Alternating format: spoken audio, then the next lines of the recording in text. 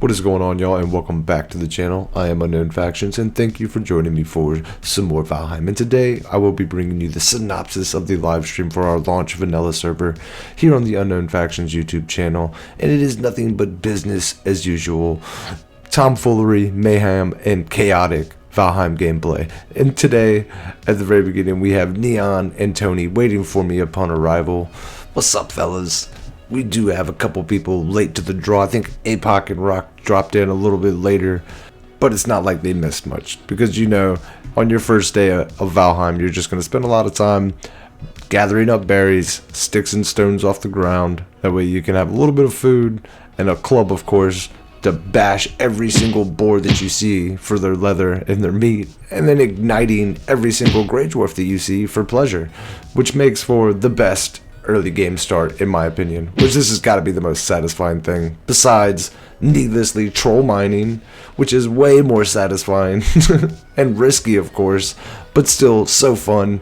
And some may argue that your time could be better well spent, I guess.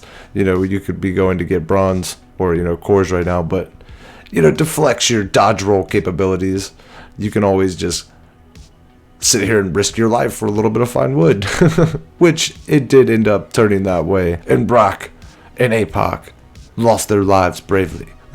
And me too, though, so I can't lie. I did get smashed out. But then night fell on us. We were a little slow to it, but as soon as the Grey Dwarf started piling in, because there's so many of us, it was time to get up some shelter and sleep through the nights. Which, by the way, I think that the crouch when enemies are near only works when they can't see you, because as soon as we got this place built, everybody was trying to pile in like cockroaches for the night, and the Grey Dwarfs started pulling in, and I'm like, oh shit, there's a bunch of Grey Dwarfs coming, guys, and they're like, crouch, crouch, crouch, but you see the eyes open right there, look, enemies are nearby, let me in, and they're like, get into bed, I'm like, I can't get into bed, I'm like, look, yeah, see, there's your proof right there. But so after fighting off a small army of Grey Dwarfs and Greylings, Shamans, Brutes, 1-stars, you name it, it was out here. And thankfully and unknowingly, this was a gift for all this resin that we were going to need to craft fire arrows and take out Eikthyr for the morning, which is exactly what we did.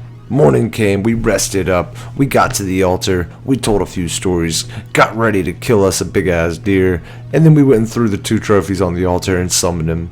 Now, mind you that he does scale up per player within 100 meters, so he did have more health, more stamina, but he was still just the same punk deer that we all know that you can burn very easily. 3 different kind of ways. You can always burn him with campfires, place him underneath of his feet, just need a little bit of stone and wood. You can light him up with fire arrows, and if worst case scenario comes, you can always make torches on the go and do a little dodge roll and light him on fire. But unnecessary, as you could see.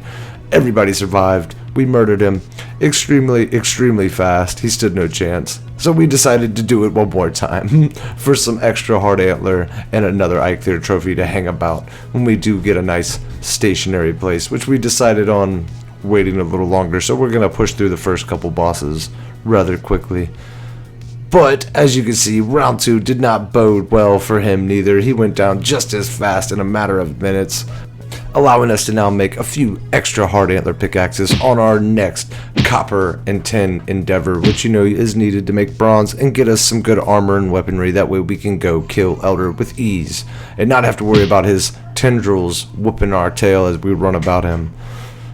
So from here we headed straight into the Black Forest to locate us some Yappa, which is, of course, right here. We found the first deposit, and we do not plan on leaving any copper behind here, so I'm just going to get enough to bring back and get the smelters rolling, but I do need to raid the few burial chambers on my way back, as they house the precious circling cores that you need to be able to build these smelters and the charcoal kilns. And it's good to note, too, if you leave Hugin there, he will always pop up in front of all the chambers and crypts that you don't go to. So that is a handy little tool for locating these bad boys to make your finding of Surtling cores a little easier, at least until you can get some kind of Surtling farm going, whether it's in the Ashlands or, you know, a normal one with just a spawner in the swamps. But making our way back, we shall build now. a nice little kiln and a nice smelter. That way we can get some bronze going and we can move up out of the Stone Age. Now it is 5 apiece, so you know you always got to have at least 10 to get them started. And like I said, we're going to keep this place kind of simple, at least until we can get some stone going. Then we'll build a nice, sufficient, like, large castle with a little harbor. Vanilla style, so that ought to be a lot of fun. But here we have our first batch of copper going in there. Boom. And now it's time to head back to the copper deposit with reinforcements, and we can mine out that entire deposit. And we're just going to try to pop this bad boy off the ground. You know, and this one was kind of on a hill, so we didn't get as much as we could have. Sometimes they're even larger than this one, but this one was still a pretty good size, and it is a great way to get the community going too. You break off one of these bad boys, get you 100+ copper real fast. And you know, of course, I'm always one to build tools first because I just get tired of working with garbage, but it is important to note that you should always take in at least some troll or bronze armor into the Black Forest to get the Elder. You know, of course, running around and stuff, you can be crazy and stupid like me. I just get tired of going through all like the first stages, so I just kind of speed it along as fast as we can. And I am aiming to get a fine wood bow, a copper axe, copper pickaxe, and some bronze armor, which would make it ideal. But first, we need to do something about this outrageous border defense. I'm just gonna keep it nice and simple here. I'm gonna dig down, like, I don't know, 4 meters, 2 meters, just to keep them from running right up onto the base. And then I'm gonna run around and I'm gonna bury campfires all over the perimeter to keep them from spawning right there. And of course, this is not troll protection, this is just foot patrol protection, you know what I mean, to keep people from just running right up on us. So this will do for now. So next I decided that I was going to go raid some more burial chambers and get some more golden cores, but I did discover this mountain with some howling wolves nearby, so I decided to be a smart idea to dig a nice little wolf trap. Boom, which I didn't level it out quite enough right here. This needs to be a little more steeper. They ran right up to the door. But then I decided to go find me those pesky howling wolves, and damn if you didn't just run right up on me and murder me instantly. But it was okay. Reinforcements were on the way, and by the time I even got back to my body, they already had the wolf in there. Neon and Apoc coming into clutch right there, showing off some very, very elite skills. But for a day 1 overall, we got a base build, we got smelters, we got copper.